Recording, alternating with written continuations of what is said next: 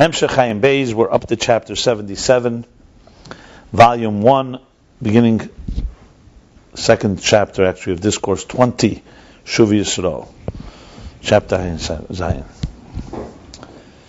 So to summarize where we're at, we're in the middle of a discussion of Adon Uzeinu, one of the 5 expressions, or total 7 expressions, in Birchas Yotzer.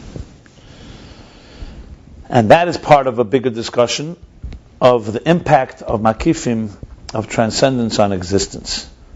To explain that impact of the transcendence of the makifim, the ksarim, the crowns, and the transcendent energies of each particular world.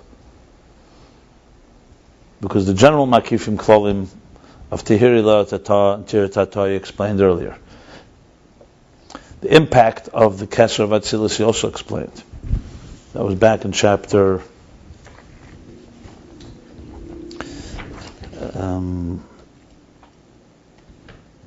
67. And then after a long summary of all those chapters, he's moved on now to explain the ksarim of the lower levels of Bri Yitzir Hasiyah. In general, these are called the makifim of Naran Chai, of Nefesh Ruch Neshama Chai Yechida. So he's turned it into 5 levels, that the soul corresponds to the soul. It also corresponds to the 4 worlds, plus Elam Ein Seif. So you have Atzilus, Bri Yitzir Hasiyah, and that which is higher than Atzilus. And this corresponds to the 5 levels of Baruch Sha'amar, and corresponds to the 5 statements in Birchas Yotzer, which are preceded by the first 2 general ones. Elokei Elam B'Rachamecha Rabim is essentially Atzmus and Ein Sof, and now discussing it in the microcosm of Malchus of Atzilus. Elokei Elam is the Keach Habeira, the Keach Shmei, that's Kolol in the Etzem, the power of the Achelis, that exists, the power of Isavas, of creation that exists in Malchus. Then there's how it's revealed, that's B'Rachamecha Rabim. We could say the first one, as he said, is rooted, the way Malchus is rooted completely in binah, completely concealed. The letters of the words of Malchus are concealed in binah. The second level, B'Rachamecha Rabim, is the way it's already beginning to be revealed in Zohar and Midas. The third level, the third step is Rachim Aleinu. That is the level of the Ratzon. That's already being expressed into some specific desire and in the macrocosmic. Here it's called Keser Malchus, that the Keser, the Ani, which was the essence of Malchus, is radiating into Malchus and giving it the power to elevate it. So even though in Aveda we stand in a low state, the Keser Malchus elevates us and allows us to reach upward. And that in turn gives us the power of Adon Uzeinu, Adon being how Malchus has in it the power of Tchura, the masculine power, not as just a bas, the daughter, which is just a makabel, representing the weak state of spirituality. And the divine soul is controlled by the animal soul, and it needs Torah to give it power. Then there's the level how Malchus is informed and powered by binah. That's imi, in its root.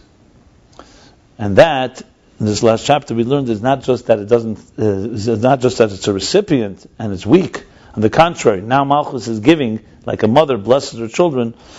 It's how the neshama souls give power and a mashpia in the Torah. So this is how the Torah that's how the souls receive from the Torah. That's the levels of Naran, Nefesh Ruach Neshama, the soul as it's manifest in the body, especially in a weakened state, like the state of the daughter Bas. So there, it needs the makif, and there Malchus in its weakened state needs to have Torah to give it power to elevate, to ascend. But then there's Malchus in a heightened state, which is what he's saying is Adon Uzeinu. That's not Malchus on its own. Adon Uzeinu, that's being informed by Bina and by the mother. And there, the Neshama is talking about Chaya Yechida, that's higher than Naran, or Chaya. I would say the level of Chaya, actually. That gives it the power that actually gives it power to be mashpia and transmit into the Torah. That's what he said till here. It's the 2 levels that you begin by studying Daita de Nafshe. First, in order to elevate your soul, and then you come to a point, Torah Lishma, where you are actually transmitting into the Torah. Kesser Malchus? What? Adon Uzeinu would be Kesser Malchus? No. Adon Uzeinu, no. Rachem Aleinu is Kesser Malchus is what he called. And that in turn, that in turn gives the power of Adon Uzeinu. Adon Uzeinu is the strength, Oz. But he said, like in the last chapter, chapter 75, Adon is how Malchus is when it has Simonei Tchura. That's how we concluded here. That this is the level of binah, Prince Almad Tchura.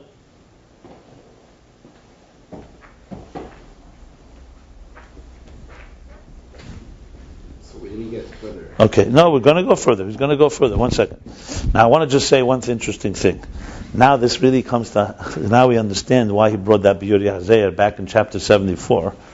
Remember, I was asking that. I mean, we came to some clarity, but real clarity. He started saying these two levels, Malchus, the way Shmoi Shekol, and the way the Shmoi is revealed. In other words, the Keich Atzmus Elikelim, and then there's Rachem Aleinu. He says Yeshlemer, that the first level is like the Eishet Psil Bar. When we spoke about Malchus, the Psir Azeh, the Malchus is like the little smidgen, the leg, the bottom of the left leg of the hay law, which is binah. So in the mother's womb, you already begin to have the emergence. Something is there. That's Malchus. But it's completely concealed. Like he says there, it's like the letters of words, the way it's being developed in the source. So you don't see any letters. He actually says there, it can take you months to express something in words in Malchus, that there is just, all it is this, but it begins, the shift begins in that little, what do we call it, that little leg, the twist, the psia. The little move, outward, one step forward, like. But it's all he calls the machshava seichel in binah, and then he says v'yashlemer, the next level, Ayin Beis Malchus kamei b'tei chazah gili. Okay, right?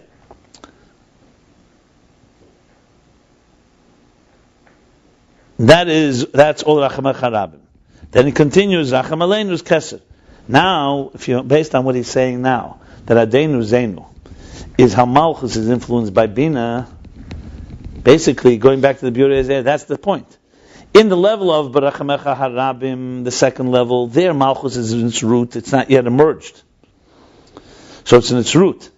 Here he's talking Adon Uzeinu is how Bina is actually now influencing Malchus to have, in a revealed way, the power of Hashpah. So I'm just comparing it, basically. So essentially, if Barachmech Harabim is the way Malchus is rooted in Bina, Rachem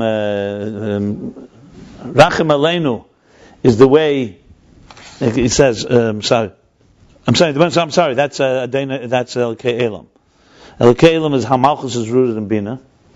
The second level, Barachmech Harabim, is how Malchus is rooted in Zohar. That's what he says here. Yeah. Kelim is the highest level. Yeah. That's where Malchus is rooted in Binah. Isn't that the Paisav, the power? That's right. So, but he said Yeshlem the Madrega Aleph Yod Derech. Look, read the top of Kuf Lamatas. As I explained then, he's talking how it's on a lower level, but it's the same. He's just explaining it on a lower level. Because remember, it stems much more with what we're discussing now. Remember, the whole thing, he's bringing it down from the highest levels of Atzmus into the microcosm of Malchus. So generally speaking, yes, Malchus is rooted, the Keich Yisavus is rooted there. Then there's how the Shmoi comes out, and there's a certain expression of it. Then he says, Yeshlemer, look, I'm Yeshlemer, clearly he's bringing it down to the next. He's suddenly saying, that's what I had asked. But suddenly he's talking to Timbina. Because the same idea, remember, the tefillah doesn't say Atzmus doesn't say it's all levels he's explaining. He's basically, the beauty of it is explaining it even more in the microcosm, that if you dissect Malchus even further, even the way it's in Atzilus, it has Bina is al derech the Elokei Elam, and Zah is, he's shifting, for sure. He's right, exactly. Because he wants to explain it in Malchus, because he wants to really ultimately bring it down into Araveda. You speak in Atzmus, it's too beyond us. So in the root, it all began, the first interpreter. Remember, before even Malchus, the whole thing was Lifnei Atzimtzum. Now he brought it down to Malchus of Atzilus. Now he's going further, bring it into how it's related to Bina. And here you have, so Malchus is born in Bina, that's its mother. Then it goes through Midas. That's Kalim. Then it goes through Midas, and that's B'Rachamecha Harabim. Then becomes Kesha Malchus, Nachem Aleinu. That's how Malchus is being informed, like he said, Remus Hateva. The Ani is impacting the Ayin. Then comes Adon Uzeinu, which is where we're at now. What's Adon Uzeinu? Now it gets like this. The revelation, first, on the lower level, Bas, is weak. Adon Uzeinu is the binah, where it rooted. Malchus has now become like Ime Kibita. Bita Kiima. That's what I would say is a level. The daughter matured and she became yeah, exactly. Exactly correct. So Malchus is now matured to the point that is, and that's what he's saying here. That's the power that is actually mashpia now. So in other words, if you begin... That's really Rabbi. That's where it's rooted. That's before it's born. That's in its mother's womb. Malchus is in its mother's womb. There's only a psia there. Psia levad. In Zoh. Yeah, okay, sorry. You're right. Rachmech is Zoh. But it's still not, it's not even born yet. It's like you could say, in Zoh it's already emerging, but it's still not Malchus. It's still in Zoh. It's still in Midas. Then comes Malchus. It goes like this. Look. Let's take away the words. Let's talk the example in Aveda. Okay, we're talking. So I think that this also will explain the higher levels, the lower levels. In the general picture, everything is rooted in Atzmus. That's for sure. Or rooted not as a root, but sourced. Atzmus then chose to create a structure. To do so, he had to conceal his presence. Then let's go to the end process. What's the end in mind? Remember, Malchus is the end in mind. The end in mind is an existence. We have a reality like ours. If you trace it all the way to the root, we've talked about that. Now, this reality now is in its early stages, it's completely in its most diminished form. It needs to begin to climb, to ascend. It's a slow process. So Malchus is true. The purpose is Seif Ma'aseh Machshav Tchil, not Tchilosan B'Seifon. So Malchus is the purpose. So for all practical purposes, Malchus is really a mashal for Knesset Yisroel, meaning for souls on earth, for the end of the process. Just for all practical purposes, call Malchus the end of the process. If the root, it is wedged, the beginning is wedged in it, the kavanah is specifically here, but in Revelation, it's lower than everything. It's lower than Chachma, Binah, and so on. This world is the lowest of all the worlds. Now, that clear? Now, there's a process how it comes into being and then how it returns. How doesn't matter. I just told you, Malchus used Malchus as a mashal for everything, for existence. For all practical purposes, Malchus is existence. He calls it Seifon. So yes, it's an Atzilus specifically, but Malchus is Oretz. For all practical purposes, Malchus is the lowest of levels right now. It doesn't matter, but it's not talking lower than Malchus. There's nothing lower than Malchus here. Malchus is the lowest level. He calls it Seifon. So practical purposes, Malchus is here the lowest level compared to everything above it. It all comes down to, remember, Malchus is also manifest when we say Yam Deim L'Rakia, the Yam Deim Tchil is Deim L'Yam, Yam Deim L'Rakia, Rakia Deim L'Kisei HaKoved. That's Malchus. So bottom line is, Malchus is also this earth, is also called out Malchus. That's why the earth gives birth to vegetation. So Malchus, yes, specifically it's Malchus Datzilus, but for a practical purpose, is Malchus the lowest level. Now, in the lowest level, Malchus begins, in its emergence, it's like a fetus. Where is it rooted? Just like the whole existence, we said, begins with Atzmus, which is beyond everything. Everything is created by Atzmus. So Rachamech Harabim is the general Eir Ein Sof. That Eir, there is arose a desire. I'm speaking now the higher level. We spoke the macrocosm. A desire for existence. That desire, in turn, Shir Atzmei Bekeach, he envisioned it. That's Adon Uzeinu. Then came a Tzimtzum. And after the Tzimtzum came 3 more levels. Shum is Gevenu Ak. Okay? Then Akudim is already a container. That's Mogin Yeshenu. Then comes Vadenu, Mizga Vadenu, that's Natzilus. So what do we have there? We have all 5 steps of the process of how existence comes into being. Their existence is Atzilus in general. Now take the same picture And you have it now, Malchus also works that same way. It also goes through. Say a picture, condensed in Malchus. Condensed in Malchus. And if you want to go further, let's use the mashal. I'm going to use the mashal before I go to Malchus. A mashal of how we, human beings, emerge. We don't just pop into the world. You have a father and a mother. Abba and Ima. Then you have Zah, Midas. And then you have the emergence of the child. And then you have the process how the child matures and climbs the ladder back, retraces the steps. So, bottom line, this process, this 5-step process exists wherever you turn, you're going to find these 5 steps. He's not spelling it out in all the levels, but he's giving us enough here that you can find it everywhere. So I'm sure you could also find it in literally how a child develops in its mother's womb. Because, for example, in Gemara it says there's 3 stages. There's the first 3 months, as they say, the first trimester, the middle trimester, and the final trimester.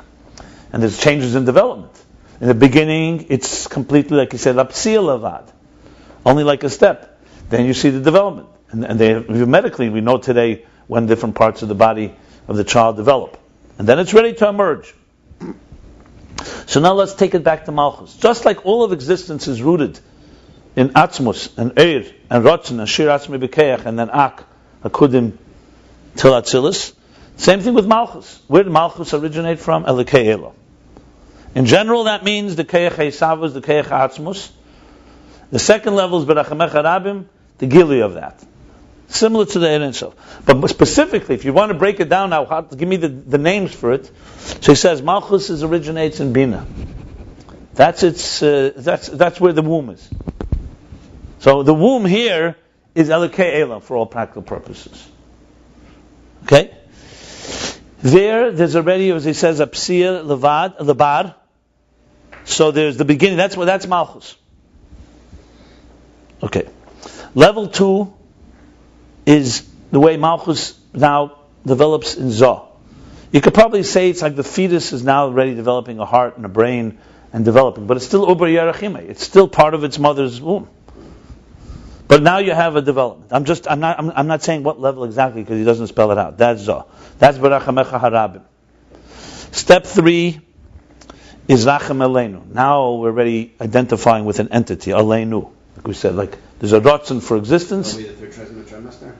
I don't know, not necessarily. I wouldn't say that. You just gave me for it. I don't know which is which trimester. It doesn't say it. Born already? I'm just trying to follow you, Masha. And Berachamecha Harabim, for sure. No, even Adon in Elikei Elam, there's something. No, he's in the mother's womb, right? Well, that's in all stages until birth. Yeah. Oh, where does the birth take place? You said then the next one was Zoh. Zoh's not a birth yet. No. Not yet, right? No. Right. The third level is probably where you begin. The Rotzen is where there begins it's still not outside. I don't know about outside the mother's womb because he doesn't say that, so I don't want to speculate. All 5 would be in the mother's womb? No, for sure not. I'm just trying to follow you, Masha. I don't know if the mashal fits in every step because he doesn't use that mashal completely. I would say probably. I have to think it through. Because once you say biti, no, I'm struggling with this Malchus, but the other ones I totally understood. No, fine. But well, listen. Bottom line is that stage 3 is Rachem Aleinu. What this is already where he says Keser Malchus. No, remember, you have to understand, he's combining here, I said this the other day, he's combining the development of Malchus and Saveda. So it's very difficult. You're not going to be able to find a place, because he's already right away moving here in Saveda already. In level, because all of this is us davening, you could even say Elikei Elam there's already a Malchus. But you're thinking about how Malchus is rooted. In other words, all 5 levels are after the child is born. I could tell you that right now. He's not speaking about the development of it, because he's speaking of us saying Elikei Elam. Someone saying Elikei Elam here. We're davening. So you're speaking about your Malchus, yourself, as it's rooted in a place before you emerged. That's how I would really put it, if you really ask me. Then comes stage 2 is how it's in Zoh. Okay, it's already some revelation. Let me just spell it all out. Then comes Rachem Aleinu. Here you have Keser Malchus, as he calls it. Rachem Aleinu is Makiv the Yechida. Keser Malchus the Yekasein. This is how the Makif, the transcendent, is having an impact on the diminished state of Malchus. This is a diminished state. It senses distance and all that. And has Rachmanis, Racham Aleinu. So here you are at the beginning of your Aveda. In other words, all this is levels of Aveda. So now Racham Aleinu is already, there's a relationship. Elikei Elam is acknowledging that there's the God that put us here, that's beyond everything. It's like a form of complete... Take your much a little further. When it's born, it's in a very diminished state, very helpless, very vulnerable. And the Racham Aleinu, that's the mother right away... No, but it's not a mother yet. It's not. We're talking about him being the mother. No. That's no. I would say, simply put, when you're davening, you're speaking to God, and you're going back from the source. You're saying, "I originate." Let me finish saying it. No, the mother's not the source. Malchus becomes the mother, so that's not a good. It confuses matters. You start saying that. Yeah, binah is the mother. It's correct. Binah is the mother. That's correct. But we're talking about you becoming the mother, or you're talking about God. You confuse it if you start saying that. Let me spell it out. I'm saying like this: you're sitting in davening. You're saying Elikei Elam. So we spoke in the higher levels. Elikei Elam is how Malchus is rooted in the essence. That's how it begins. In this case, it's binah. It's like the letters are rooted in the binah. There's a psila bar. That's it. There's the next stage where there's already some revelation, but it's in very general sense. Something has emerged, but you can't yet define anything. Then comes the third level, Racham Aleinu, where you're saying, you, Hashem. That transcendent level of Keser should have compassion on us. And that immediately brings Adenu Zeinu. That he says, this brings Makiv Dechaya, the Makiv Diachida, that you should feel that because of your shiflus arichuk, your lowliness and distance, so the energy can't come into an imminent way. So you're saying, give it to me in a Makiv Dika way. That's Adenu Zeinu. To explain, so that's Makiv Dechayim. To explain that, he went into a whole discussion. So this level itself, now we're focusing on Adenu Zeinu, is the beginning of the maturity of Malchus. So first it begins saying Racham Aleinu, right? But now it's become an Adenu Zeinu. Adenu Zeinu means it's internalizing. So he explains that this process here is how Bas goes into Ima. So first, like Bita ki Ima. You say Ima ki Bita ki Ima. So it begins with a very low state. First it needs to have Torah, it's like a child that's just born that needs to receive. Then it reaches Adenu Zeinu, it's reached a state where it has it's the level of Binah, the level of Tchura, the strength of maturity, spiritual maturity, that not only doesn't receive, it's mashpia actually. That's essentially what he's saying here. I was explaining it in the context. So it began and rooted in Binah, but then it wasn't even yet a Malchus to talk about. There you're talking about how it's in its source. It's almost like a meditation how we, as adults, were once in our mother's womb. In this case, in God's womb, if you want to put it. Malchus in God's womb is Binah. Then there's some revelation how from the womb, from Binah comes Midas Zoh. Then there's how that level, Keser Malchus, or maybe even higher than Binah, whatever, Keser Malchus impacts Malchus and elevates it.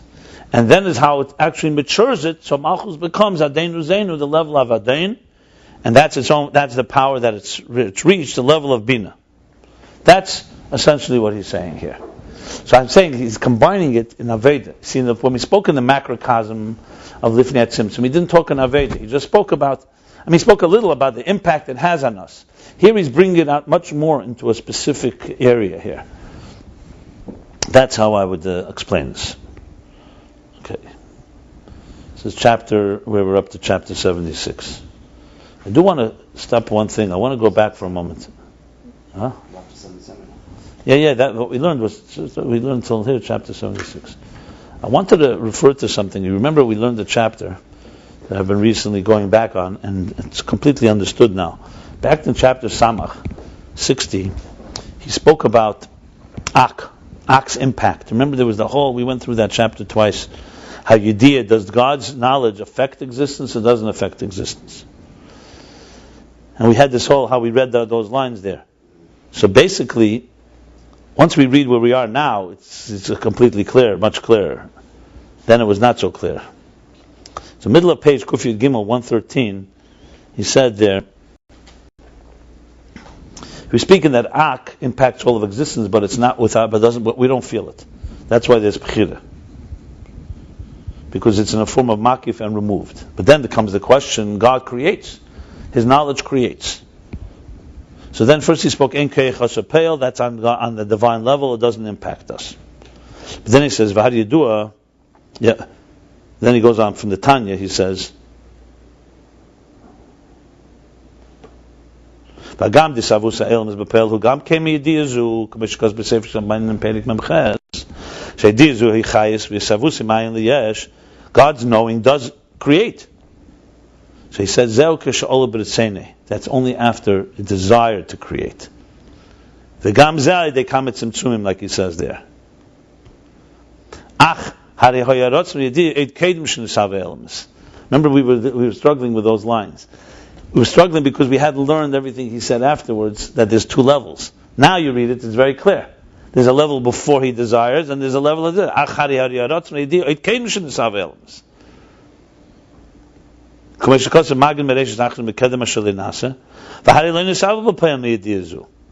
So there's a other bit of saying that's when his knowledge and his desire affects existence. But there's a level of Ratzon Yediyah before it actually creates.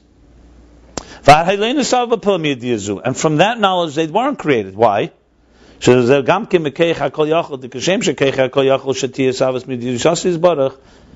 like his omnipotent power, Kol Yachol, is that his Yediyah.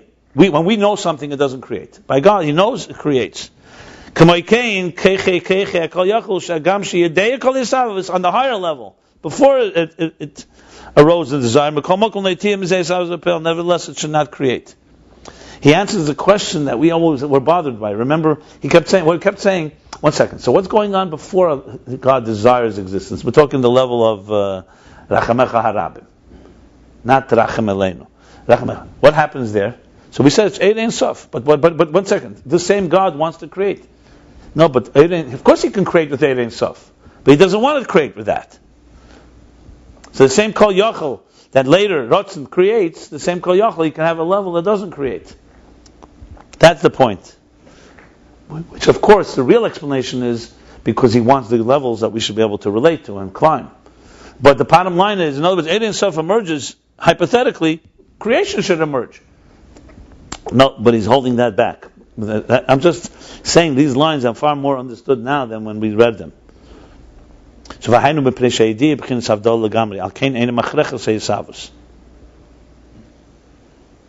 since this idea is completely separate, that's the point. There's no relationship with existence. Remember, I keep saying, Rotzen Lisavos. What means Rotzen? It means that he wants a relationship. There's something commensurate.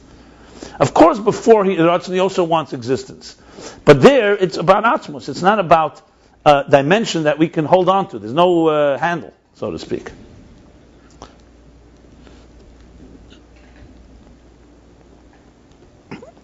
And then he goes on how it's not Machrich al-Bechira. From the Ratzon itself. What's that?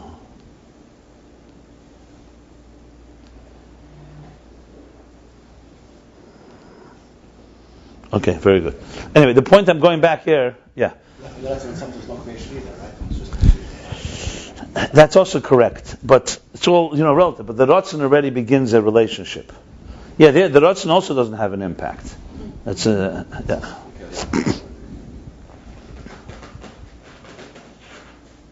Okay, so let's go to chapter 77. The reason I'm saying it all because it's so fascinating how he's going into such detail here, but you don't want to lose sight of the big picture. The truth is, the bottom line is that his bonus of Elikei Elam, when you think about it, you're really talking about the macrocosm, but you're talking about an Ayurveda. If you want to bring it down to a person and say, tell me in my terms, this is where we are right now. I mean, it's actually, if you really connect the dots, it's unbelievable. What he's saying basically is that when you feel distant from God, you're beginning to turn to Him, there's 5 or 7 levels of how you connect. You go back to the source, which is beyond existence. Then there's the first revelation. That's in binah. So think about it. If the meditation would be, yes, going back to the moment you were conceived in your mother's womb. 7-step program. Yeah. The moment you were conceived. Then there's a beginning to reveal. Then it's beginning to impact you. That's the bittul, the remus hateva. That's the rachmalenu. And that Uzeinu matures you. That's what we're talking about here. So Bas has now become Imi. And now we continue chapter 77. Huh? That's the way I would... There's conception, there's the growth and development in the womb, there's the birth, and then there's the maturing. I wouldn't say that. It's all a meditation. You are existent. You're meditating on your source. You're of how you got from there to here. You're going. That's my point. He's not talking the process of how it happens. He's talking about how you meditate on the process. That's what I'm trying to say. Because it is a tefillah, remember, at the end of the day. How the bas became mature. Yeah. Adon Uzeinu is a bas having the power of yeah, for sure. Adon, he said, Adon is, he says, Malchus kasheyesh li siman itchura. And that's the meditation. V'hainu kashemismala shemadne b'meluye b'yem Shabbos az nikra Adon Zohar. That's what he said. I'm just using the words that he said. And there's all explanation how that. So this is the microcosm, you hear? This is the microcosm. How Shir Atzmei B'Kayach is impacted by the Ratzon and the higher levels. So if you want to think about it, this is no question. He's giving us, the Rebbe Rashab is giving us Shir Atzmei B'Kayach, that high lofty level that we said we can't really understand because before the Tzimtzum. He's giving it to us in a microcosm in Malchus and Araveda. That's essentially the maturity. In other words, what does Shir Atzmei B'Kayach do? That's Malchus and Shir Atzmei B'Kayach. Yeah, but it's a mature Malchus because it's informed by the Ratzon. So it's what, like we said from the Shari Teshuvah, Leida Masher Yesh B'Ritzeinei. So now you have a state where Malchus is not just a weak little creature waiting to receive and power. It is informed by binah, or in the Aces there, Shir Atzmei B'Kayach is informed by the Ratzon. So you have Esses Firas Agnuzes, very powerful Esses Firas Agnuzes. Correct, it's Malchus Dein Seif like that, as it is informed by the higher levels, and it has a state of maturity to the point that it could be mashpia. So you do have, that's no question about him. He doesn't say it specifically, but the correlation to the previous explanation to this one makes it very clear. Okay. The baby that's nursing gaining strength. In general, getting nourished by it. Malchus has which level you're talking about. Malchus in its infancy is like that, but Malchus in its full glory, remember, Malchus even in its infancy is rooted. That's the purpose. Yeah. This is chapter now 77, page 143.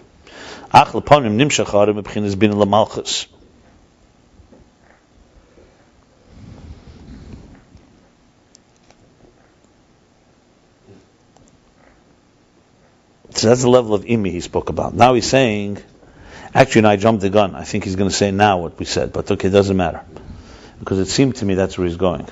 Because the truth is, in chapter Ayin Hey, he spoke about Bas, Hamalchus in state of Bas.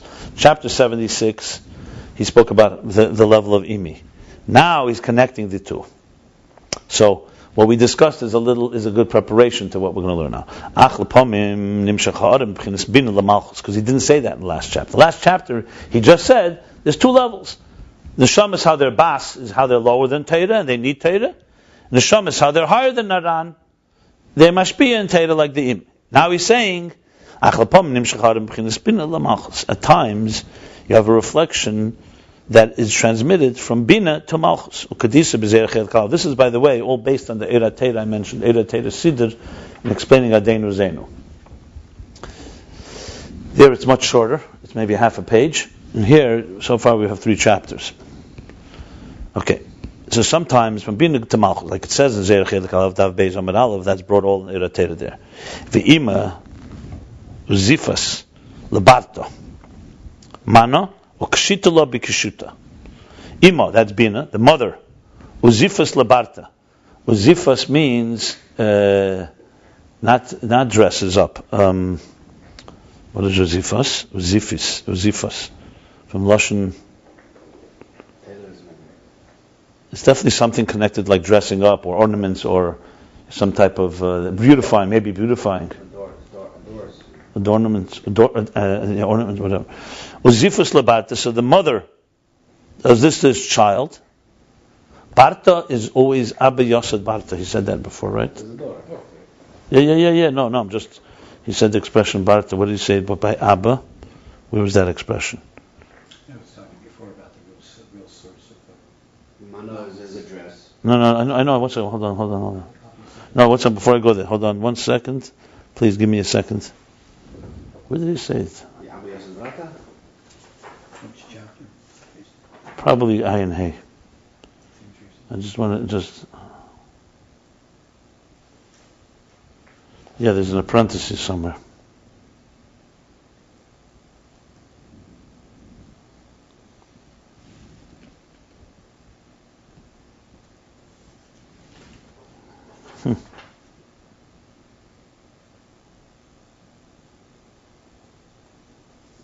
Okay, yeah. Vagam da Abba Yosed Barta. The beginning of 75. Hazirak can say that some shashub kins Abba, but Gals McCombs with binah v'zah. Okay, binah and zah. Fine. Yeah, look, this is Kabbalistic. You have to remember the evolution of Malchus from binah and zah is really, in Kabbalistic terms, the evolution of an entity. Because at the end of the day, remember, Malchus, we're going to learn, is creating biyah. But it's in Atzilus itself, Malchus represents the birth of a child that's informed by the higher levels. Okay, so now he says like this: Ima uzifus labarta, mana, a garment, the kishita slam b'kishuta, and it adorns it with this is ornaments, kishutin. So what's uzifus? Probably beautifies or something like that. Very well. Okay. V'da ikre Adon, and v'da, and this is called Adon. Kamei damrinan.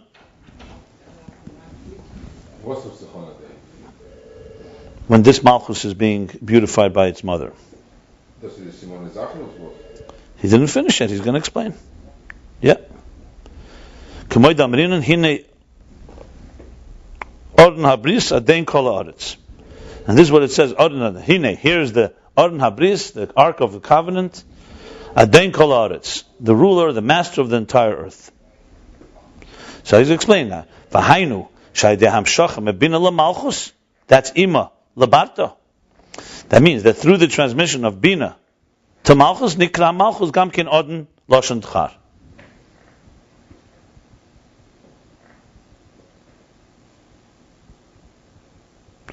Also, Malchus becomes called Adon, the master, the Had, in the masculine. What he said earlier, yes, exactly right. But this is direct, not your Zohar. What does the Zohar have to do with this? That's what it means. Why are you mentioning Zohar? Zohar was not mentioned in the previous chapter. Benefesh, what is it? Benefesh, meaning in our soul, what is the meaning?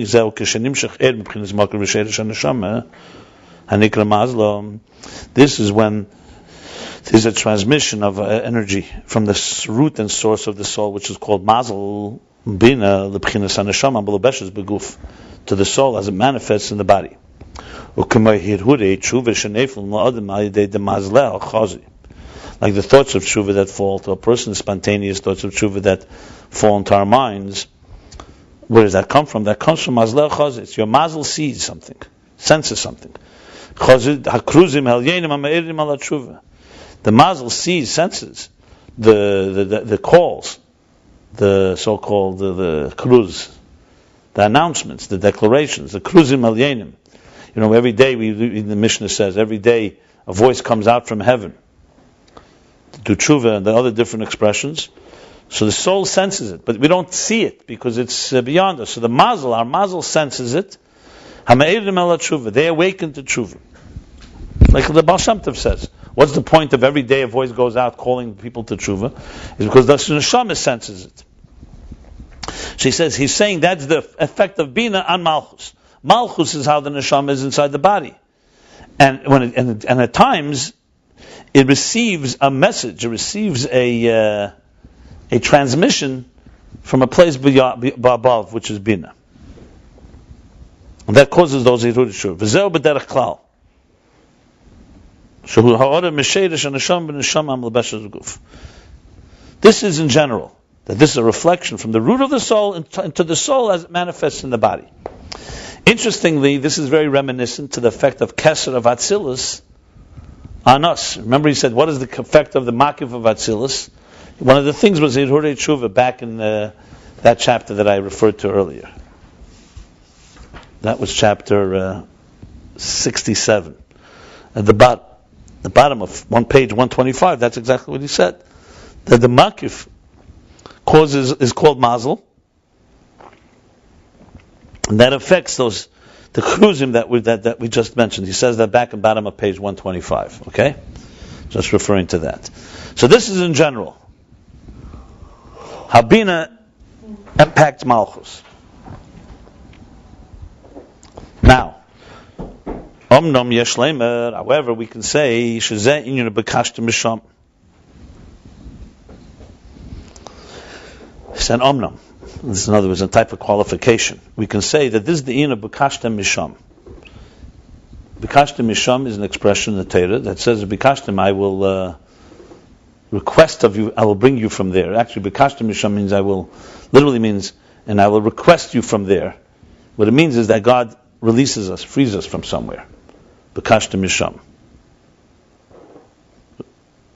What is it? The pirush of bekashtem hu lashon bakosha, v'chipush.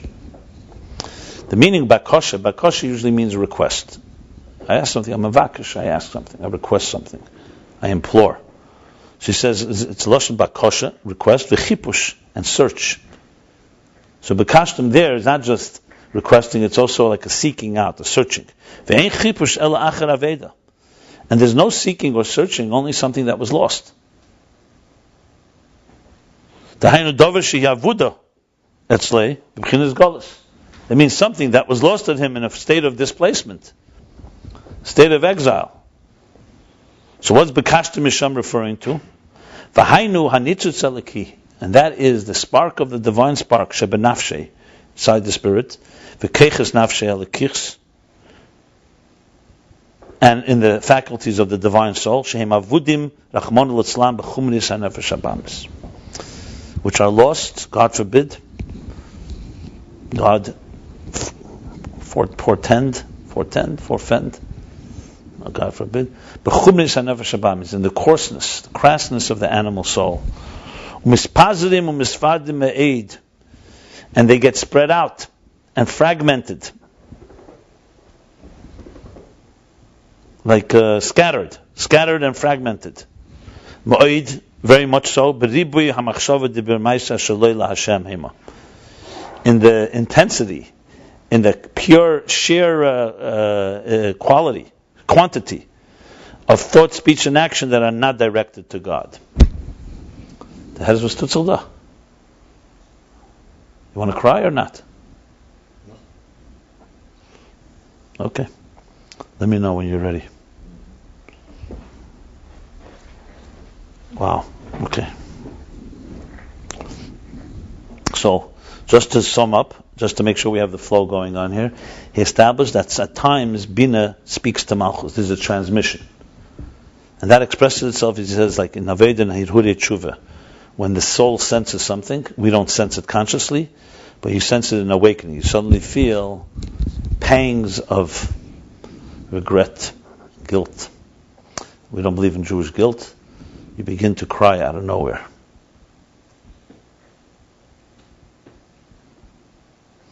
And B'derech Klal, he calls this the harder from the root of the soul into the soul. This is a reflection. He's explaining this is the meaning of the Zohar, that the mother, Euzifus could be compassion, maybe, that has compassion to his daughter. It's slipping me in. There's a few places there, Euzifus, Shefastoni, that's where it blocks, that's more, that it darkens. Shezaftoni, that's a Zayin Pei. This is, it's not the same meaning, because he's definitely positive. Okay, we have to look up Euzifus, whatever. But bottom line is that the mother is basically She's dressing. More than dressing. She's, what do you call it? When you dress someone beautifully, you're dressing up. When you dress for a wedding, what is that called? Adorning? No, let's get beautification. Okay, but this beautification in Aveda is calling it and gets it to the level of Adon. So this is the Aveda, how the binah affects this. So he's saying now this is Omni Mishlemer. Clearly he's going down a level now. That this is a Bekashta Misham. So he explains so far Bakasha is meaning searching. You only search something that's lost. What's lost? The spark, the divine spark.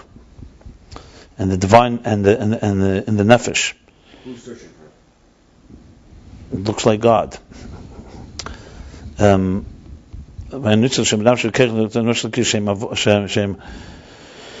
this divine spark in the soul and in the faculties of the divine soul are lost and scattered and fragmented due to the many thoughts, speech, and action that are not directed to God. Bekashta Misham is a pasuk where? Which parsha is it? Is it in the Tzavim? Yeah. Where it talks about the Nedach and the yeah, that pasuk. Where it talks about that he'll be Imiyah Nedachacha, right? Atam tluktu echad echad. Rashi brings there, right? That pasuk. No. Anyway, Valzemer Bekashta Misham, and now this says Bekashta Misham, and I will seek you out from there. The pasuk you have in mind is Which one is this? Not this week. It's not, huh? What does it say? What is it? This is a different pasuk. Read it. It's different. No, the one Bekashta Misham. You see it? Okay, Valzemer Bekashta Misham, and this is when he seeks you out from there. Misham. Shechapish b'mokem ha'aveda.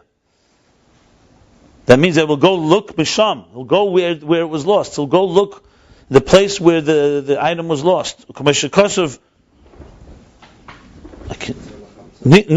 darkeinu. Sheyifashpish b'maisav. Nichpesho darkeinu. Seek out, search out our ways. Sheyifashpish b'maisav v'dibura v'machshavesav. That you should introspectively, fashpish means to inspect. You have a better translation for yifashpish? Yifashpish, to inspect, to deeply inspect. Yifashpish, to more than it means to means examine in detail. To examine and inspect in your actions, in your words, and in your thoughts. All those actions, words, and thoughts that have passed, and that from the day you began, from the day you were born, all the days that have passed and have left behind. So you're reviewing that he should examine, inspect all those things from all those days that have passed from the time you began, that were not good. And through this his soul becomes embittered, very embittered, from his essential distance, from his extreme distance. And he cries out to Hashem due to his constrained state, because it's kvetched him, because it's oppressing him, it's pressuring him. It's right. Like we say, from my constraints, from my straits, from my dire straits, karasi, I called out. Because of this constrained state, because of this dire strait, and the pain, from the awesome distance, he calls out, he calls out from the depths of his inner soul,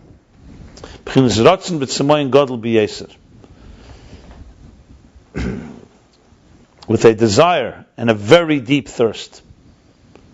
You can imagine the Rebbe saying this, yeah? Or not? These words. Line after line, he's describing the Aveda, Shabbos Shuva, yeah.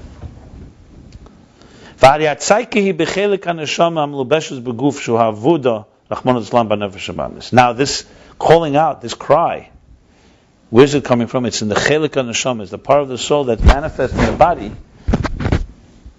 Shehi avuda, because that is the part that is lost, God forbid, in the animal soul. We're not talking about the higher levels. So bottom line is, he just described in a few lines here this whole idea of the crying out of a lost soul. This is a lost soul. Pshut, they lost. And doing it through the fact that he's from those that make a cheshbon, introspection, and accounting. Mara cheshbon, Mara usually is like a Baal. Baal cheshbon. Mara means like the owner of a cheshbon. Means the accounting. And through the fact that he's from those that make such an accounting in the details of his thought, speech, and action that are not appropriate. Through this accounting, he cries out with the bitterness of his heart, of his soul. Through this cry, he leaves, Yotzer. He's able to free himself, release, escape from the golus, from the displacement of the animal soul.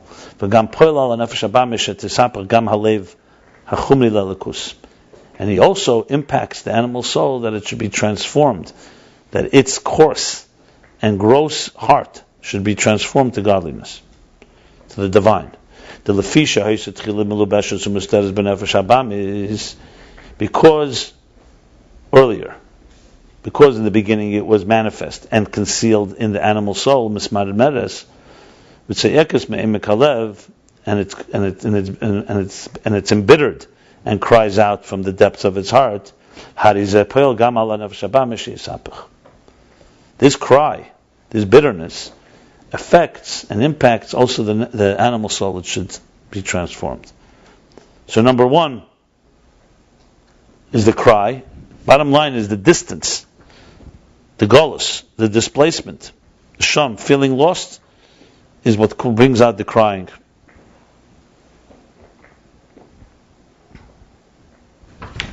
And that in turn impacted the animal soul. And specifically, I know in the Kutei Teira in Netzavim, I think he brings a Bekashta Misham. I remember there's a whole period in that. Okay, and we'll get to that. Okay. Specifically when the crying comes from the animal soul itself. Here, he said the tzayka came from the Chelik HaNeshama, the divine soul that is manifest, that's in Golus. Especially if this cry comes from the animal soul itself. The animal soul cries out because of its distance.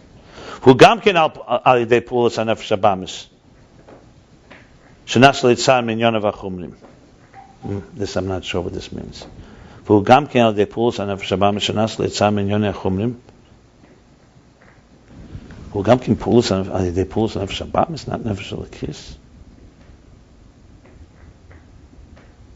Okay, I guess the animal soul itself gets disgusted with itself, is what he's trying to say. Like that. Right? So this also comes from the effect of the animal soul. He also becomes, not only the divine soul, the animal soul also becomes tzar. It feels constricted, feels constrained, feels in dire straits. Minyonav hachumrim, from his coarse involvements. V'habamim, an animalistic instincts. Right, animalistic inclinations. Umerichuke melakus, and from his distance from godliness, from the divine. V'tzeig b'man nafshi, and cries the bitterness of his soul, the spirit. V'hasimen alzeh, and the sign of this is kasher hamiridus ha'ubalev v'nishbar b'yeser. I guess the siman that is coming from the animal soul is when the bitterness is coming from an increased state of a broken heart. Just like someone who's fatalistic, who doesn't feel there's any hope. He has no consolation, no Nothing appeases him. Nothing in his soul can appease him. Like someone who sees something that's not good, and doesn't see any hope. He doesn't see any solution. So the spirit in him becomes completely broken. Oh man, he's really laying it on here. Similarly is also the broken heart of the animal soul. 301 they say in the bottom. What's the siman? Obviously, because the animals and divine soul will cry of its distance, but it's not going to become a yush. And a divine soul, because it's divine, doesn't have the element of fatalism. It doesn't see hopelessness. It sees pain. I'm in Golos here, but it's a divine. When you see a broken heart to the point, he's saying that even the negative thing that we call fatalism, we call resignation, yush, which we know is not a healthy thing, that's a sign it's coming from Nefesh Habamis. Because Nefesh Habamis is a weak animal and doesn't see hope. So that's a sign that's coming from there. So he's saying, through this broken heart that it feels no hope, bottom line, when you hit rock bottom, as they say in the 12 steps, when you hit rock bottom and you feel there's literally no hope, I've heard this from many people, addicts, with the thing that turns them around, they call it rock bottom. What's rock bottom? They try everything, then they make excuses, and they say, I'm never going to do it again. And then at some point, if you're an honest person, you say, what's Haxton Cup? You're doing exactly the same thing. You're caught. You're still stealing. You're still doing this. I'm destroying my family. People are real addicts. That's what they'll say. They'll say, it came a point where I literally was hopeless. Impossible. And that becomes the beginning of the hope. Beginning of the change. Because they acknowledge that they're not in their own control anymore. Because you keep convincing yourself, I could stop it, I have this, I'll lose, I'll this. So there's an element that happens, he says, in the total breaking that turns it around. And this itself, because he has no hope, that's where, you realize that this is really bad. I read David Carr, he's a writer in the New York Times. He wrote a book, one of the most raw, naked, the very raw book. He was a cocaine addict. The worst possible way. And then he fell in love with his girlfriend, they got married, 2 children. He still stayed on the cocaine.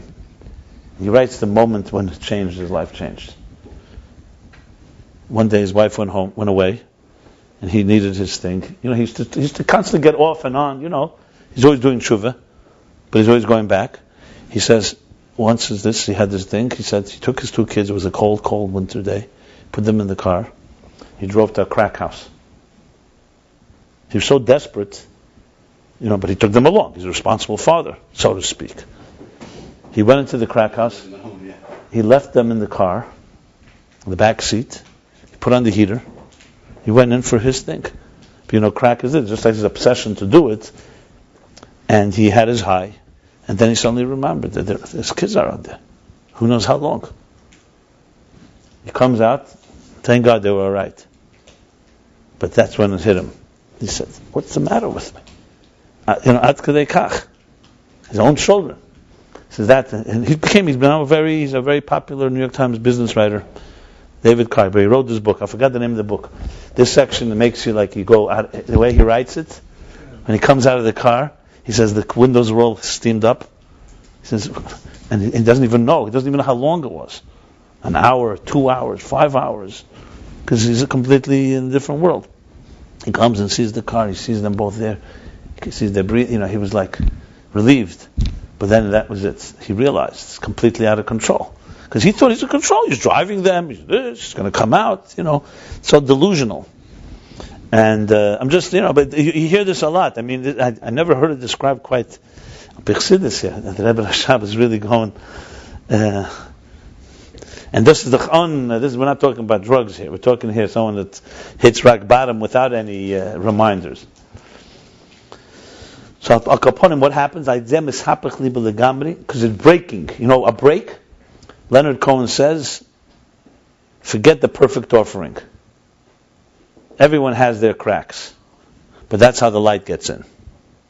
When there's a crack, alev nishbar, that's light gets in. When He's Leonard Cohen. Some people who are hearing this, they think Leonard Cohen in the same line. He's a singer-songwriter. I happen to know. A very interesting guy. His life was broken many times, but he sings about it. He made depression popular through his songs. In Europe, he's like God. Here, he's also very big. He's very big. He's one of the best, a poet. He's a real poet. He's a real Jew also. He writes songs that are, his beautiful songs. Yeah. He has a song in the Sana Takeif. He's like a real Jew. But he, it's very interesting. He's an anti-establishment Jew. Put it this way. Is he really depressed? You think he's clinically, that he has some very dark sides to him. But he deals with it. He turned it into, I'm telling you, not glorified it, but he made it to talk about. He sang about it. So it gave a lot of people the courage.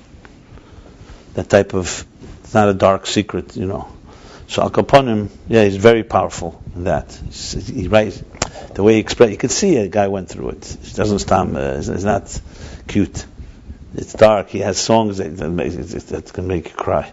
He has a song called Waiting for a Miracle. Verstehst? Basically, the main line of the song is, I've been waiting half my life away. He's waiting for something to, he's waiting for a miracle. So usually waiting, you could think the end is going to be great, it's going to be a miracle. By him is the opposite, the waiting for a miracle. Verstehst? But it's a very, very raw song, because he talks about his darkness there. He says, he's saying, my happiest day, he says, I haven't been as happy like this since the end of World War II. That's his standard of happiness, the day after World War II. That's how dark. Al Kaponim, but the point is that this transforms the heart, min hakotze ala kotze, from one extreme to the next, because it's broken. When you're broken, a whole new world opens up. Like they say, when you have nothing to lose. Right? Right? Okay. That's why most of the Holocaust survivors became millionaires, because they had nothing to lose. They took risks that the regular average person wouldn't take. He's afraid of death. He's afraid of losing his money.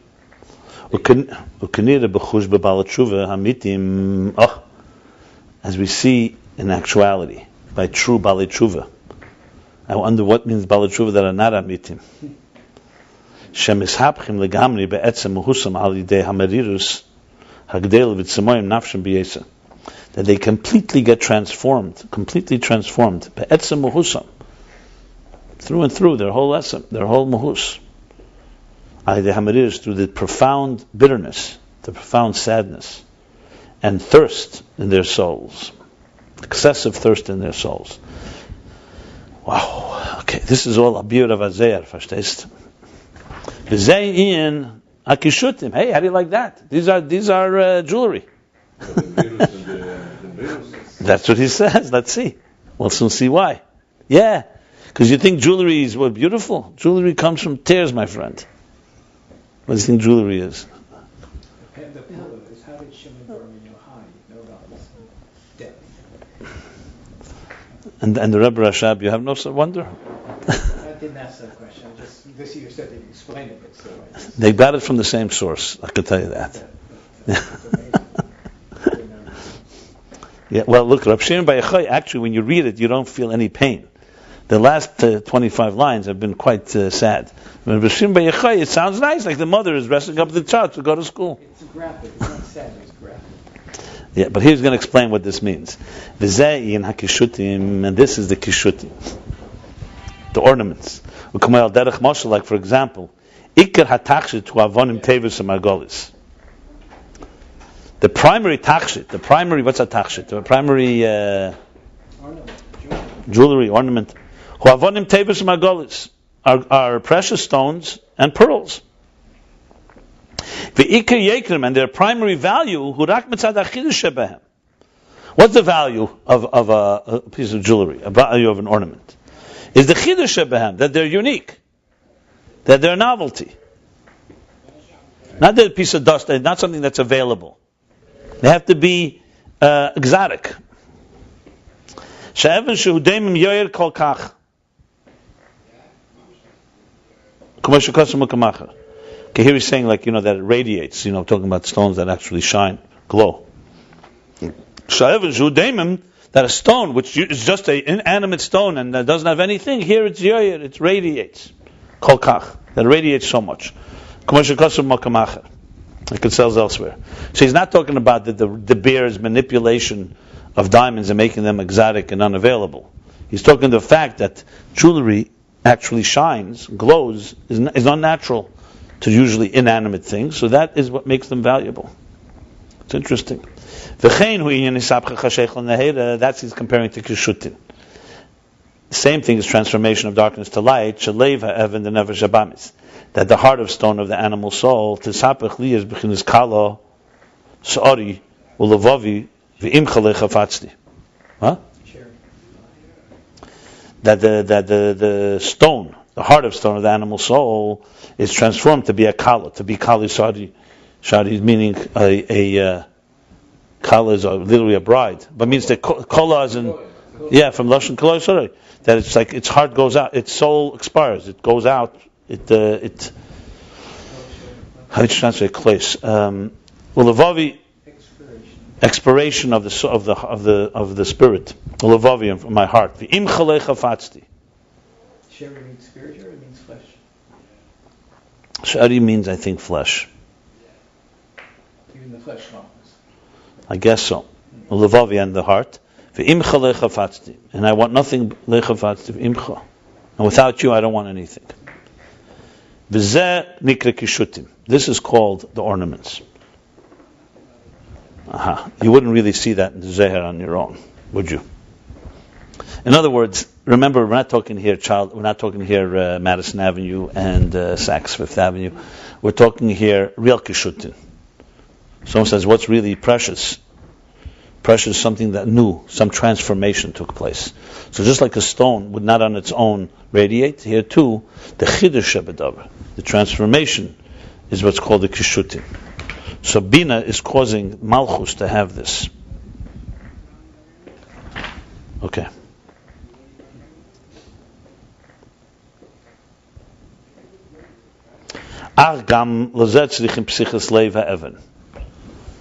However, also for this, you need to have the heart of stone has to open up, has to be opened, has to be receptive. Sheyargish harachmon shal nafshe, that it should feel the compassion that is being had on its soul. In other words, this is all true. Binah, the source of our soul, is giving us this compassion, but you have to be receptive and open to it. It's interesting what he's saying now. Who's the receptor here? Is this not Shabbat?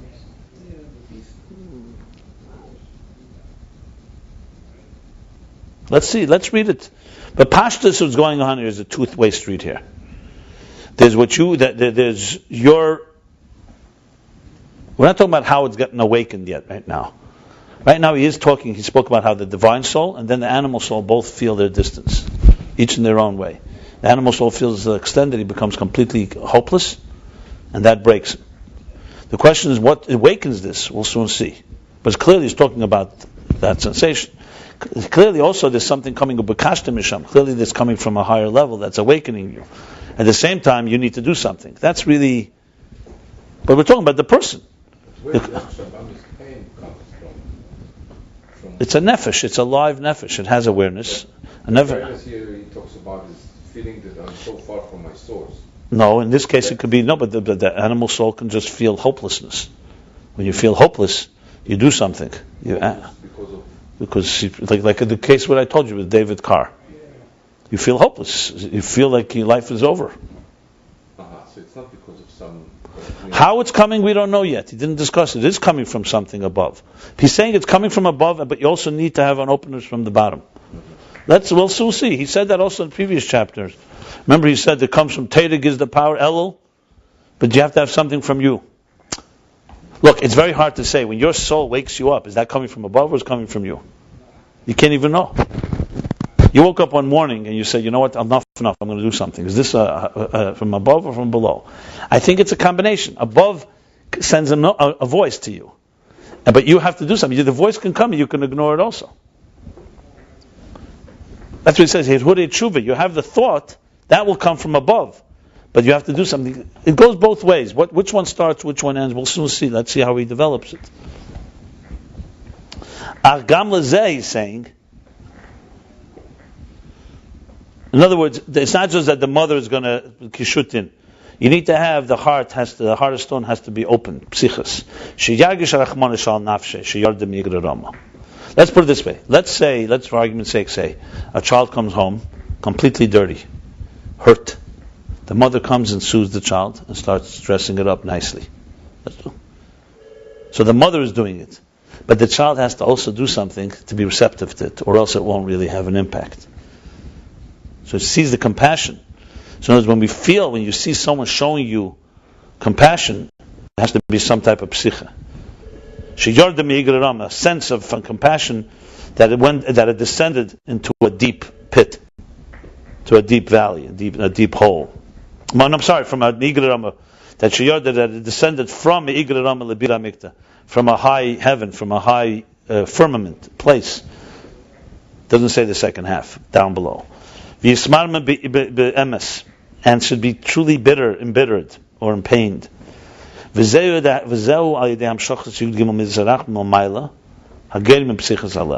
he goes the other way. And this comes through the transmission of the 13 attributes of compassion from above that cause the heart to open up. These are the 13 attributes of mercy, compassion that radiate in the month of El, like it says elsewhere. And they're also a state of kishutin.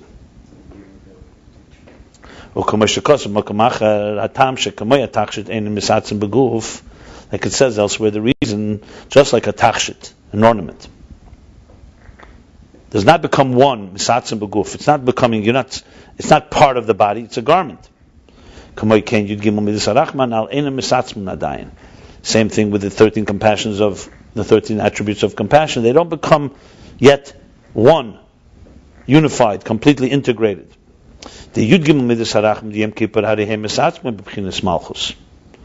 13 attributes of compassion, Yom Kippur, they become misatzim. Misatzim is more than integration. It becomes completely, essentially one with Malchus. But the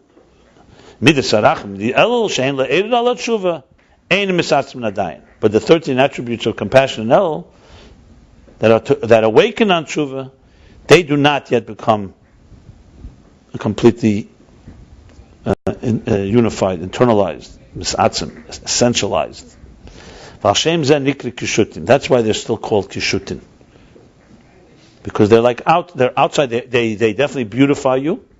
They're ornaments, but they're not one with you. They're not. You could basically take them off as well. This is the Aveda of the meaning of what he says, the transmission of binah to Malchus. This in Aveda is the transmission from above, that awakens or Pesach 11, opens up the heart. Let's say it's Ma'agol is Vashivya, to leave its state of exile and captivity. And the awakening of the intense desire that comes through the bitterness and the compassion, at least. But as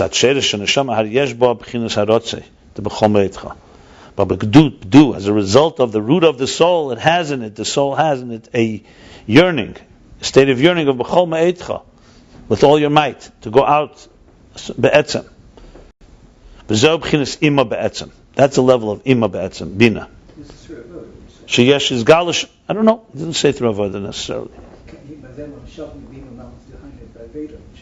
No, it doesn't mean. But it means in Aveda, this level, binah and Malchus. What does it mean in Aveda, in the service? Not that it comes through Aveda. It means in the level of Aveda. Okay. So this is the bechin of Ima, be'etzem sheyesh is galish and neshama. This is Ima. The revelation of Ima means the revelation of the root of the soul that has in it this constant, powerful yearning. What? Zifus means like the lend. Lend? Yeah. What does lend mean? Borrow, lender. I don't know. I don't think so. What it says is that Ima, the mother, the binah, uzifas a garment, vikishuta. I need to know what the word zifas means. Zifas.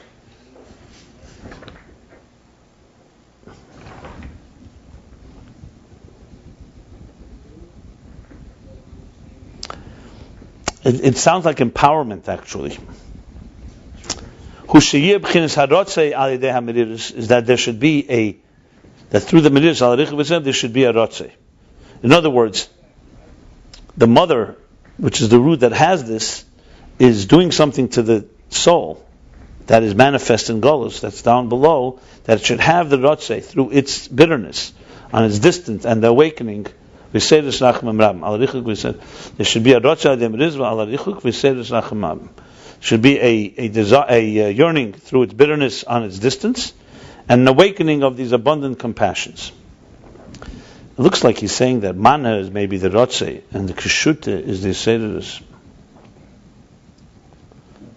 And this is the yin of Adon Uzeinu. Shgam Malchus nikra Adon loshen tchar. Let me just say this. He's not spelling out exactly who's doing what, but clearly you're dealing with a dual effort here. As you said, there has to be some receptivity. If the child doesn't want to receive it, at the same time, it's the mother. The binah is definitely the one that's dressing up the Malchus.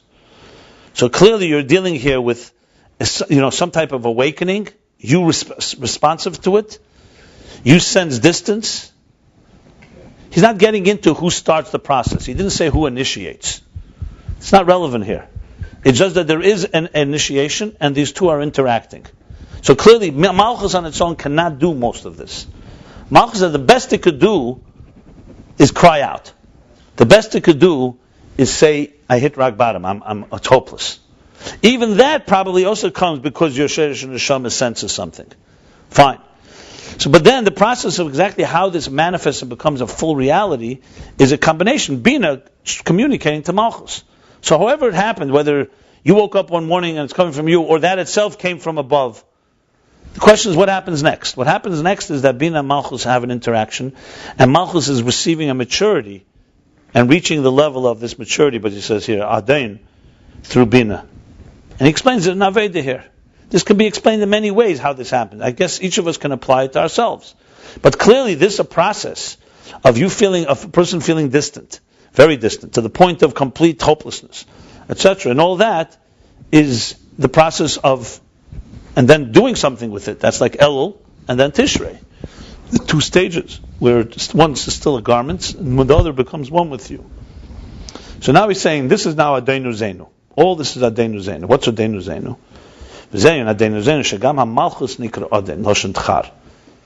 That also Malchus is called Adon. Adon is a power, is a master. Because Malchus is not a master. We said Malchus is the lower level. It's a boss. It doesn't have anything of its own. It's weak. But no, it's being empowered by Binah to become what is that in the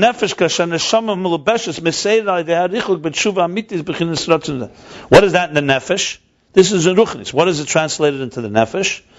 That's when the soul that is manifest in the body, not the soul above, gets awakened through the distance, through teshuvah amitis, true teshuvah, in a yearning and a thirst. So it too becomes the level of tchura, of the masculine, meaning here tchura means power, actually, maturity. Tchura, hamashpia, or mamshin b'chinas atzmus ein sev baruch hu. So it also becomes b'chinas tchura mashpia, of the giver, of the transmitter, or mamshich, and transmits from atzmus ein sev baruch hu. The bottom line is like this. Let me translate it even more. Ima Binah on its own, a mother on its own, is a mashpia. Okay? She gives birth to a child. But Binah on its own, how far can it go? It can transmit blessings and birth to the next level. There's something Malchus does that Binah doesn't have. Binah is not thirsty. It's not yearning. It has what it has. It has its connection to the divine. It's not distant. Here, the interesting thing that Malchus has, that the Bas has, and that's where the whole thing comes down. Remember, let's go back to the picture, Lifnei HaTzimtzum. Atzmos, okay, is altogether in a different reality. Ein Sof is completely connected. There's no rachamim there. So Rachamecha Harabim is God's compassions. I mean, so it has no distance, that's what I wanted to say. Rotzen, the next level, which is Racham Aleinu, is okay, a desire for existence, so there's already an existence in a distant way. Shir Atzma B'Keich now becomes a state where we're talking about the details of existence. That's Lifnei HaTzimtzum. How all this in Malchus, in the lower level? Lower level is the soul as it is in its source, no problems. But Rachamecha Harabim, is there some revelation? The beginning of its connection to existence, fine. But then comes, it's now Esesphiras Agnosis, or in the lowest level it's now existent, relatively speaking.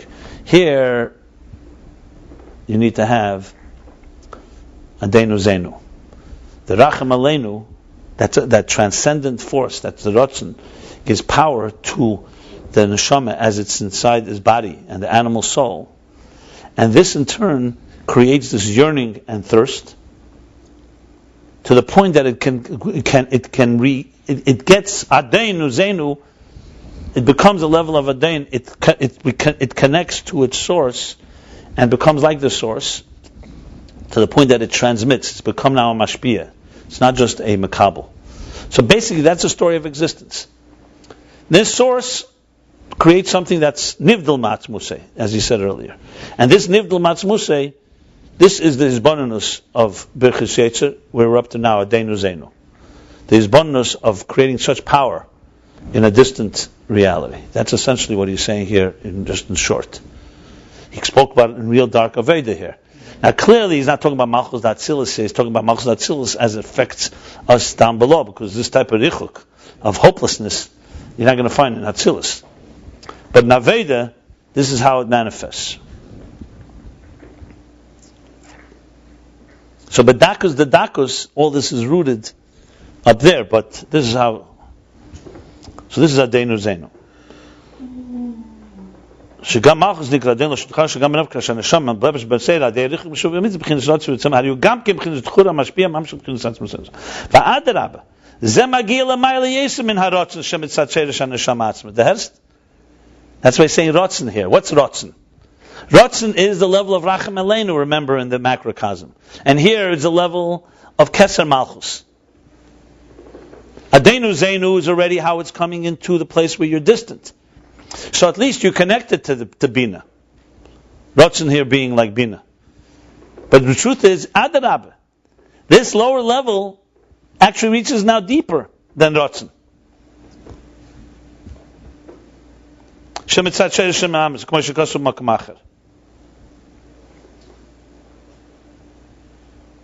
Why? Because of the thirst and hunger, there's a more intense thing. And it's called Adenu Zenu. Why not just called Adon? Because it's Uzeinu. How would you translate Adenu Zenu? The master of our strength? Adenu Zenu, the Har, the master of our strength. Okay, so it's also Adenu Zenu. It's not just a level that you become Adon. It's giving strength. It gives power to the soul. I would say this Adrabah. You want to know what I would say? If I was Lula Mistapina, I would say that Adenu Zenu, the Ashir Asmi B'Keach, reaches deeper than the Rotzen. It reaches to Kedem Alesa Rotzen, to the Ein Sof. And even to Atzmus itself, because that's the Kavanah. Like before we said, no, it's Tchilosim B'Seifon. So it begins, who's going to awaken? A person is in a dark place, you need something, so your Sheresh Neshama throws in a thought of teshuvah into you. But then when you start feeling it, the thirst and the distance, the passion that you get from that is going to be far greater than the Sheresh Neshama. You're going to go a lot further, you're going to go right deeper because you're looking for much more. The Sheresh Neshama is more or less satisfied.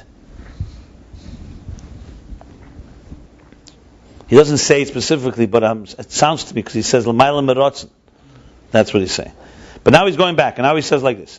And this is Uzeinu. This gives power to leave lotzes. What's a good word for lotzes? To escape? run for your life. From the shiflus, from the lowliness, v'harichuk in the distance, v'nasa keli lelakus, and he becomes a container for the divine, for godliness. The madregas nailas b'yeser, to bolt. That's a good one.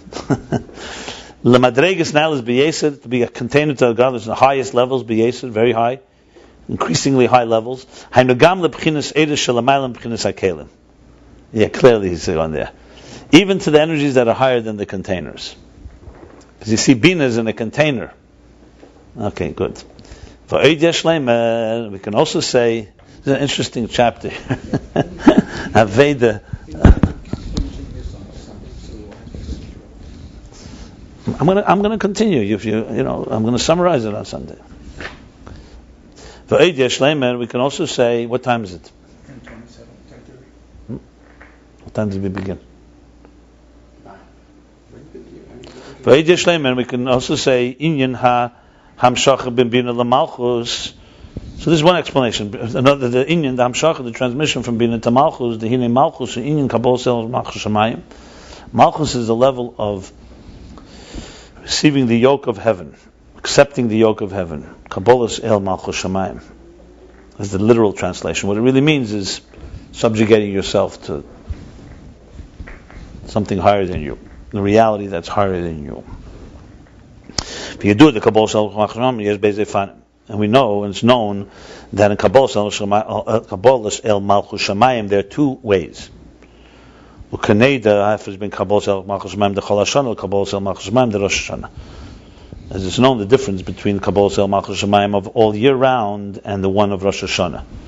We learned this earlier also, at the end of one of the Maimorim. The B'chol Hashana hu b'chinas keach nelam she'en b'zeis galus. All year round, it's a concealed power, faculty, that doesn't have any revelation.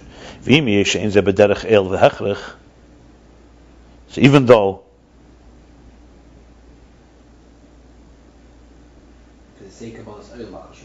No, I understand. But it's not revealed. It's more habitual. No, the pale is in blood. That fits it. Ke'evet. No, why is he saying? What's the im hayes? What's the im hayes? Because he's saying that there's a difference between Kabbalah el Machshamayim the whole year and Hashanah. So why is he using the word Kabbalah el Machshamayim? He's saying it's not really it's not an oil the rest of the year.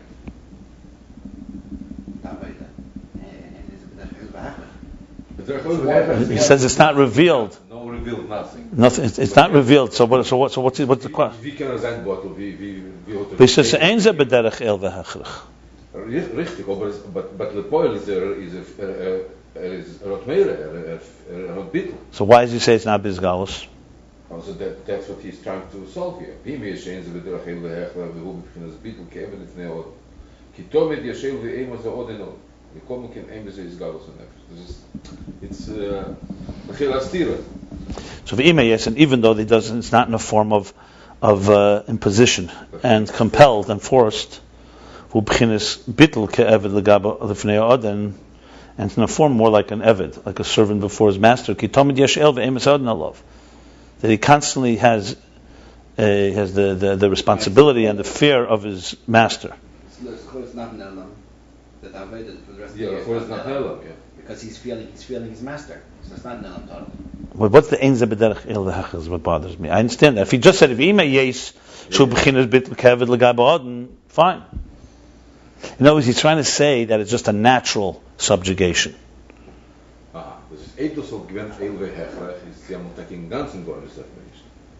the opposite. The opposite.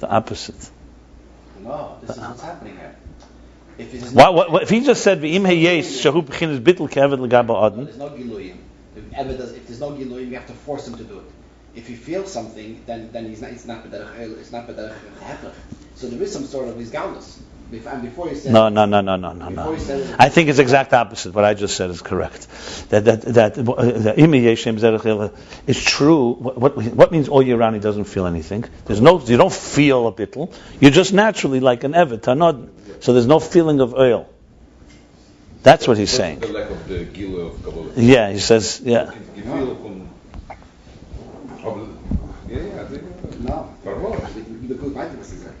We all look weiter. That's what we're basing it on.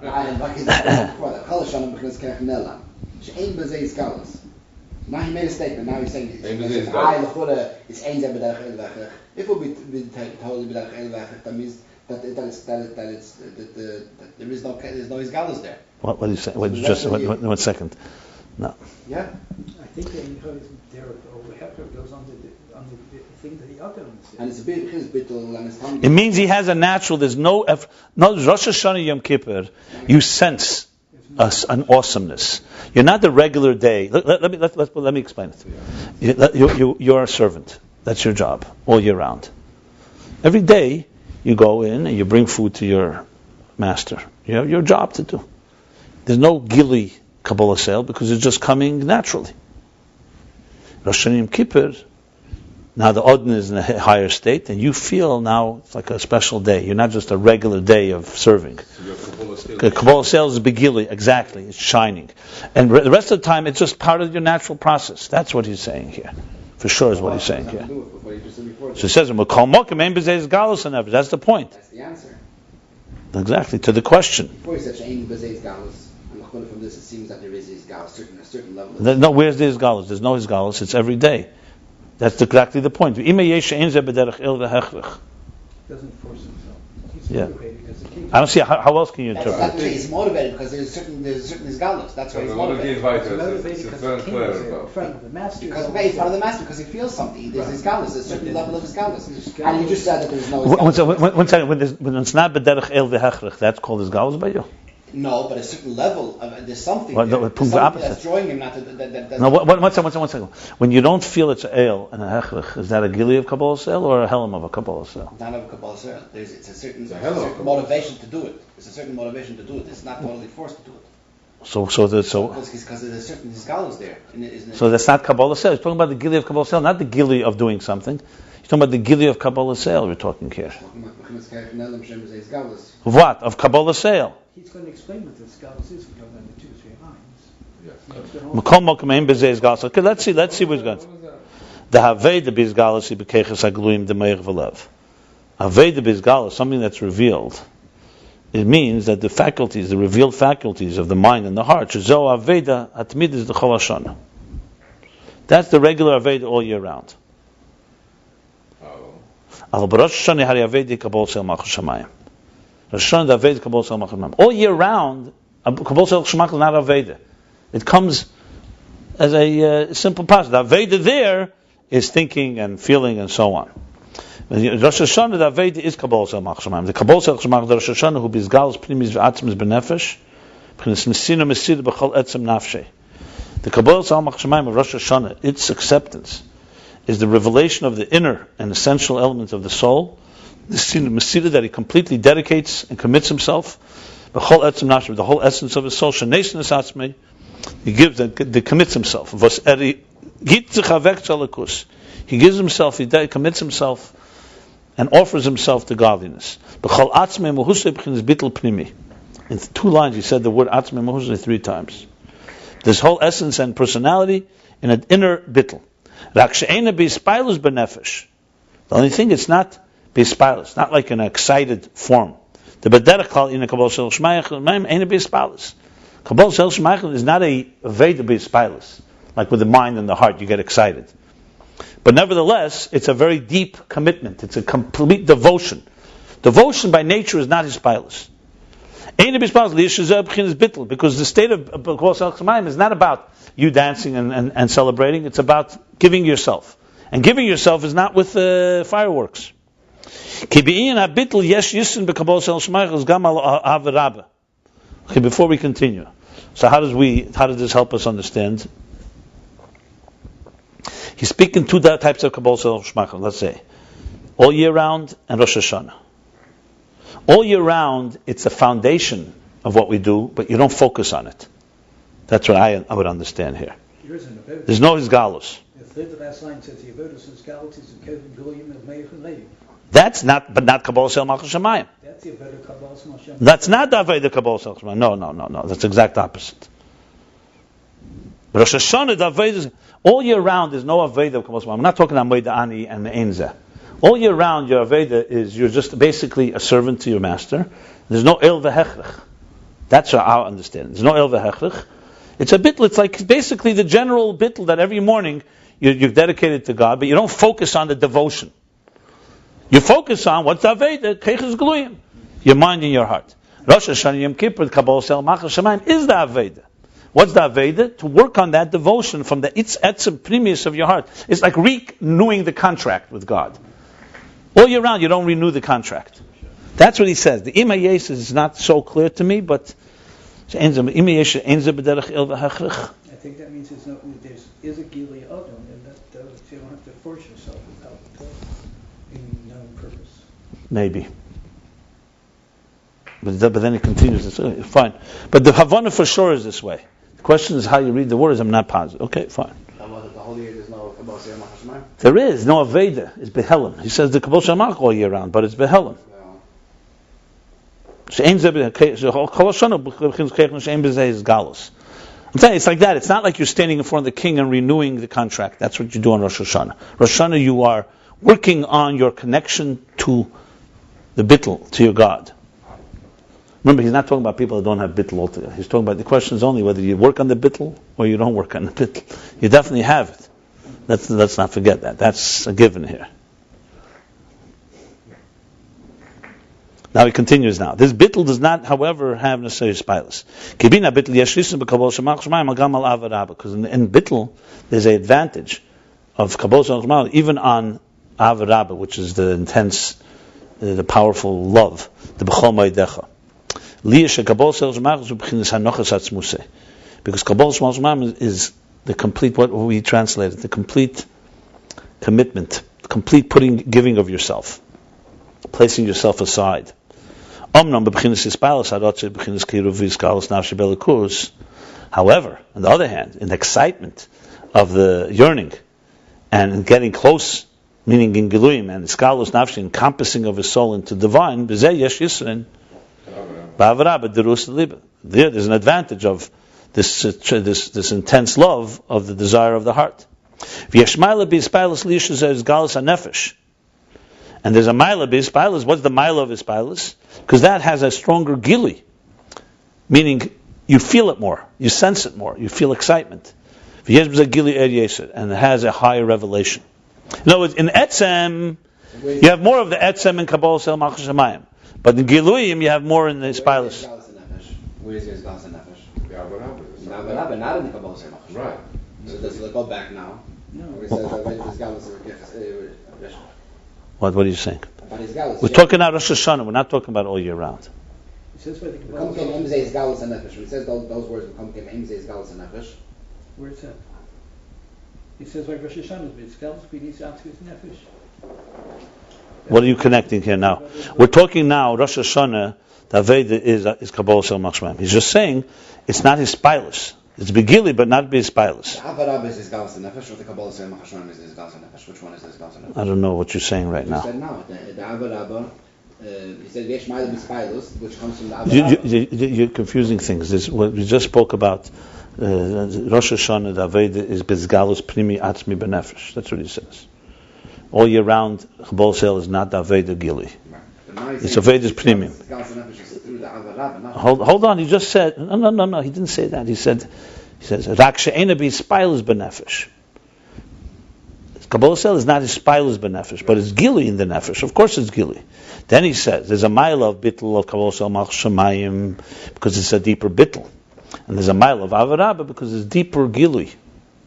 But they're both Gili. One is a Gili of Ispilus, one is a Gili without Ispilus. That's the simple, what he's saying here. Read the last line at the bottom. Also keywords. Yeah. And it's keywords. Then he defines the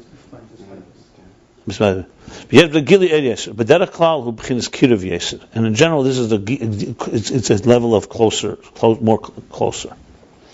Because Kabbalah Sel Machas Shemayim emphasizes the distance.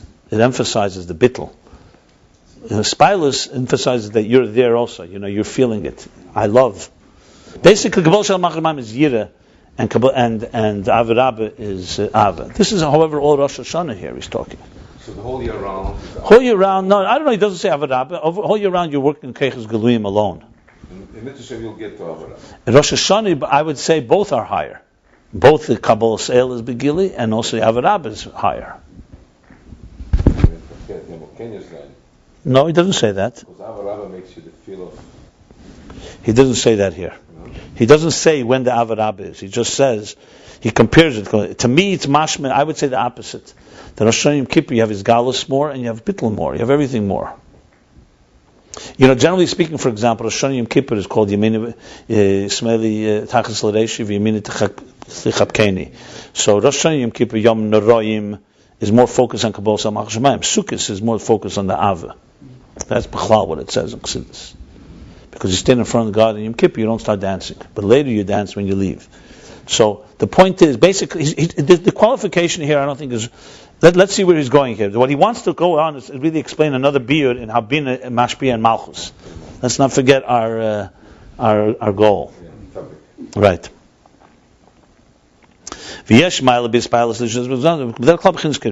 Basically, with the mile of Giluim and Etzim, okay. He's talking about Rosh Hashanah. And this, then in order for this Kabbalah Shel Shemayim to be revealed in his nefesh, B'nesinu Mesira, with this giving over and commitment and devotion, amitis, true commitment and devotion. Zeu inyan hamshach mebina lemalchus. That's the transmission from bina to malchus. Liyas b'kabbalah sel gam ken b'chinas galus pnimi. That's what Rosh Hashanah Yom Kippur. That bina, that malchus, which is b'derech klal bittel, should have it gili. So bina gives into malchus a gili of kabbalah sel malchus shemayim, which happens in Rosh Hashanah Yom Kippur, not all year round. Wow. All in 2 words, Adenu Zenu. I would have loved to see the Rebbe Rashab say Adenu Zenu. How many hours did he sit? Always bonus Adenu Zenu. So the first interpretation of Adenu Zenu, what was he saying? Was the power of the neshama gives us the power to be, even when we're distant, that we feel. That's the kishutim, strength to be on that level of closeness. Here he's saying a little deeper. He's saying that the Kabbalas Elov Malchus comes alive and revealed through Bina. The Malchus should be in the level of Adon. That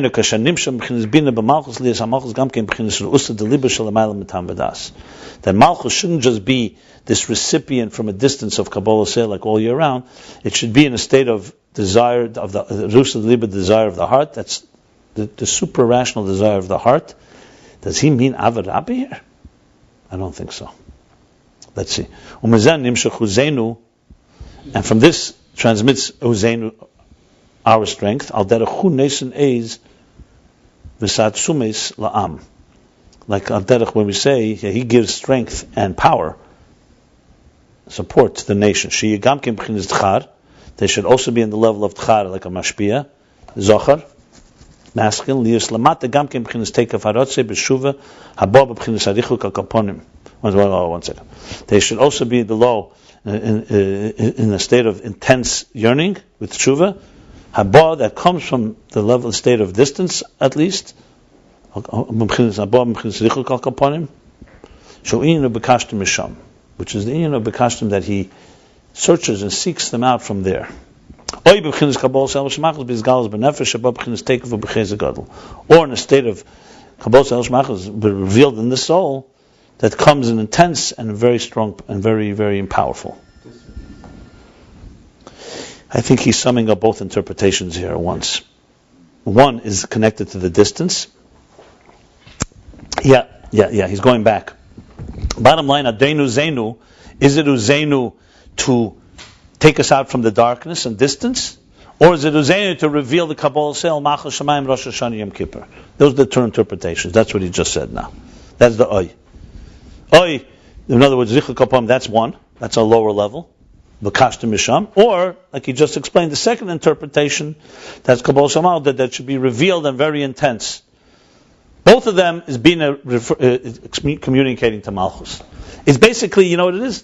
It's being a Malchus all year round and being a Malchus Rosh Hashanah Yom Kippur. That's what he's saying here.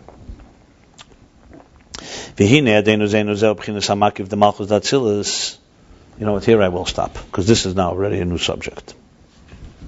Let's stop here. Okay, because now he's going to, this really is going now back to the whole Malchus of Atzilus. So bottom line is, he explained Adenu Zenu, 2 interpretations of Bina giving power to Malchus. One is how this soul is manifest in the body to the point of its sense of distance, the animal soul, the divine soul's distance, the animal soul's hopelessness, and elevating it to the point where it becomes like binah. And then the second level is basically Rosh Hashanah Kippur, the gilui of Kabbalah Sel Malchus. That Malchus should have not just plain passive subjugation, but it should be a passionate, well, I'd say passionate, not exciting, but a revealed devotion of recommitting from its essence to the divine. And we'll stop here. So we did chapter 77, pages 143.